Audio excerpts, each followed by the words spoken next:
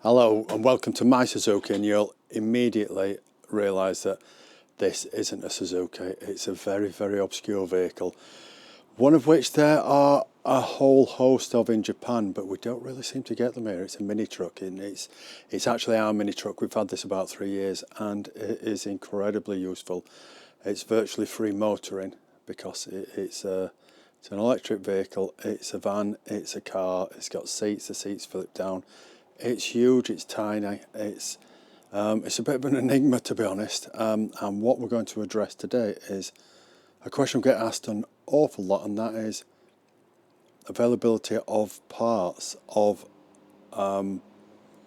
sometimes an obscure vehicle. With the Jimneys, it is literally probably 99% of parts are the same in the UK. We just go to the motor factors, give them a UK registration number, and get any parts.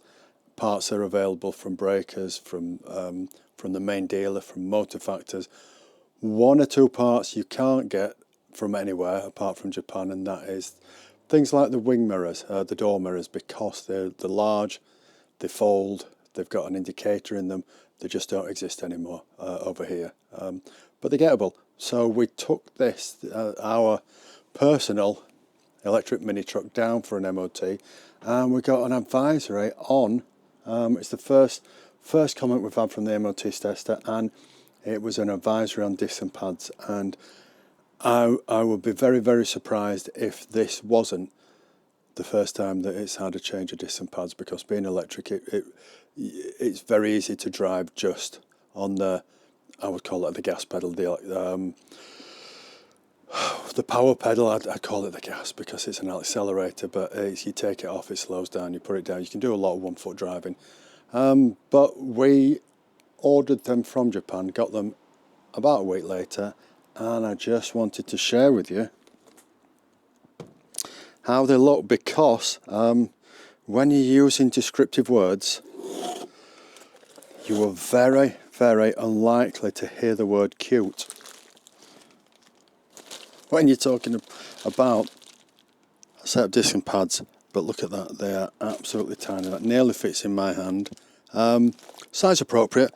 The mini truck, it runs on 12-inch wheels. When it first came, the only thing we needed to do for the IVA was change the tyres. There was nothing wrong with the tyres, but they didn't have the EU stamp, so we put 4 tyres on it, and it cost us £100, £25 each.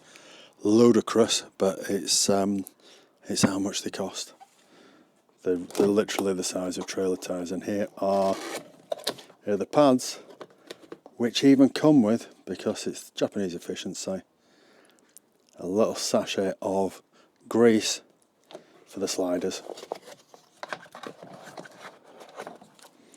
And there we have what looks like a miniature but very functional set of pads and discs from Japan, here with us within a week.